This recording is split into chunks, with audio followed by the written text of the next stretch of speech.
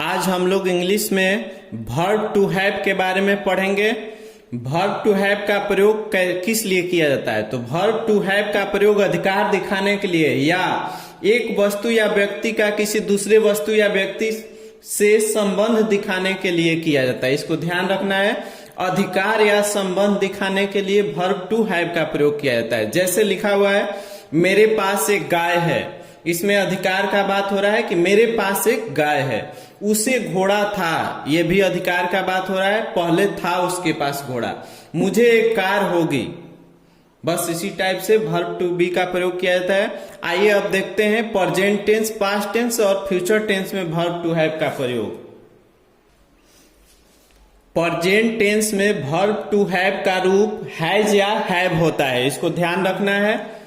नीचे लिखा हुआ है ही, सी, इट तथा सिंगुलर नाउन के साथ हैज का प्रयोग किया जाता है। हैज को सिंगुलर माना जाता है। वी, यू, दे तथा प्लुरल नाउन के साथ हैव का प्रयोग होता है, यानी हैव को प्लुरल माना जाता है क्योंकि ये सब सब्जेक्ट प्लुरल है। नोट में ध्यान रखना है कि आई सिंगुलर है लेकिन इसके साथ हैव का प्रयोग किया जाता है, इसको ध्यान रखना है।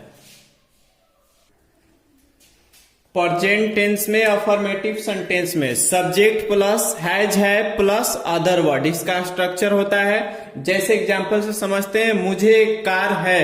आई हैव, आई के साथ हैव लगता है, अभी हम बताए हैं, और आई सिंगुलर है इसलिए इसके साथ सिंगुलर नाउन यानी एक कार का प्रयोग होगा। इसको ध्यान रखना है। राम के दो पुत्र हैं, इसको ध्यान रखना है। तो राम के साथ हैज लगता है। इसके बाद यहां पर प्लुरल नाउन का प्रयोग हुआ है, तो टू सन्स, इसको ध्यान रखना है। सीता को एक पुत्र है, सिंगुलर नाउन, सीता सिंगुलर है, इसके साथ हैज का प्रयोग होगा। सीता हैज एक पुत्र, ए सन, सीता हैज ए सन, इसको ध्यान रखना है। हम लोगों के पास एक घोड़ा था, तो हम लोगों का अंग्रेजी यहां हो जाएगा वी के साथ हैव लगता है।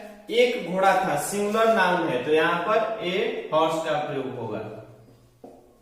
एक चीज ध्यान रखना है कि नाउन दिया रहेगा, अगर क्लियर रहेगा कि सिंगुलर है या प्लुरल तो सिंगुलर प्लुरल लगाएंगे, लेकिन अगर क्लियर नहीं रहेगा तो सब्जेक्ट के अनुसार सिंगुलर प्लुरल होगा, इसको ध्यान रखना है।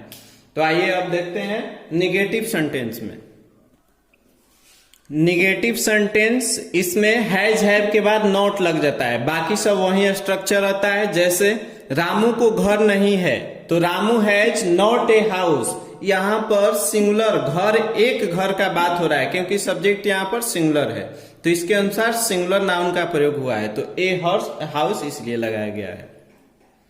इंट्रोगेटिव सेंटेंस, इसमें हैज हैव सब्जेक्ट से पहले आ जाता है, उसके बाद सब्जेक्ट, तब अदर वर्ड, अंत में साइन ऑफ इंट्रोगेशन रहता है। एग्जाम्पल, क्या राधा को पुत्र है? तो यहाँ पर राधा सब्जेक्ट है, तो राधा सिंगुलर नाउन है इसलिए इसके साथ सिंगुलर वर्ब यानी हैज लगेगा। हैज राधा ए सन, यहाँ पर एक पुत्र यानी सिंगुलर नाउन के साथ सिंगुलर सब्जेक्ट के साथ सिंगुलर नाउन लगता है। एक चीज यहां ध्यान रखना है, राधा को कैपिटल लेटर से लिखें क्योंकि यह प्रॉपर नाउन है, इसको ध्यान रखना है। नोट में लिखा हुआ है निगेटिव सेंटेंस में हैज हैव के बाद नो मतलब भी नहीं तथा नॉट मतलब भी नहीं, दोनों का मतलब नहीं होता है, दोनों का प्रयोग किया जा सकता है। निगेटिव सेंटेंस में नहीं के लिए नो तथा नॉट दोनों का प्रयोग किया जा सकता है। कब नो का प्रयोग होगा और कब नॉट का प्रयोग होगा? तो ए नंबर में है, जब हैज हैव के बाद काउंटेबल नाउन रहे तो नॉट का प्रयोग होगा, यानी जब हैज हैव के बाद नाउन काउंटेबल रहेगा तो वहां पर नॉट का प्रयोग होगा नहीं के लिए। तथा बी नंबर में यदि काउंटेबल नाउन नहीं रहेगा तो नो का प्रयोग होगा। हैज हैव के बाद अगर काउंटेबल नाउन नहीं रहेगा यानी अनकाउंटेबल नाउन रहेगा या एडजेक्टिव रहेगा तो वहां पर नो का प्रयोग होगा, इसको ध्यान रखना है। आइए एग्जांपल से देखते हैं। जैसे लिखा हुआ है, मुझे चावल नहीं है, यहां पर चावल जो है अनकाउंटेबल नाउन है, इसलिए इसको बनाएंगे आई हैव नो राइस। इसको ध्यान रखना है। यहाँ पर चावल जो है अनकाउंटेबल नाउन है, इसलिए यहाँ पर नो का प्रयोग हुआ है नहीं के लिए। उससे पुत्र नहीं है, इसको बनाते हैं उससे का अंग्रेजी ही हैज नो सन, या इसको ऐसे भी बनाया जा सकता है ही हैज नॉट ए सन। अगर यहाँ पर नॉट लगेगा तो यहाँ पर 1 2 3 यानी आर्टिकल का प्रयोग करना जरूरी है, इसको ध्यान रखना है।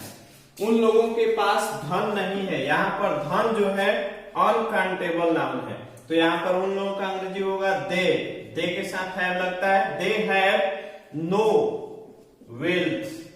वेल्थ मतलब धन होता है, इसको ध्यान रखना है। अगर काउंटेबल नाउन रहेगा तो उसके पहले नॉट का प्रयोग होगा, अगर अनकाउंटेबल नाउन रहेगा तो उसके पहले नो का प्रयोग होगा। जैसे चावल यहाँ पर अनकाउंटेबल था, उसके बाद नो सन को गिन सकते हैं, लेकिन अगर यहाँ पर आर्टिकल का प्रयोग नहीं होगा तो वहां नो लगाएंगे। अगर आर्टिकल का प्रयोग किया जाएगा तो वहां पर नॉट लगेगा। गिनती वाला कोई सूचक 1 2 3 4 5 कुछ भी रहना चाहिए तभी नॉट लगेगा, इसको ध्यान रखना है। नोट नंबर सी लिखा हुआ है, नॉट का प्रयोग तभी होगा जब काउंटेबल नाउन से पहले an 1 2 3 4 5 100 etc रहेगा। जैसे मुझे 100 कलमें नहीं है, आई हैव नॉट 100 पेन्स, इसको ध्यान रखना है।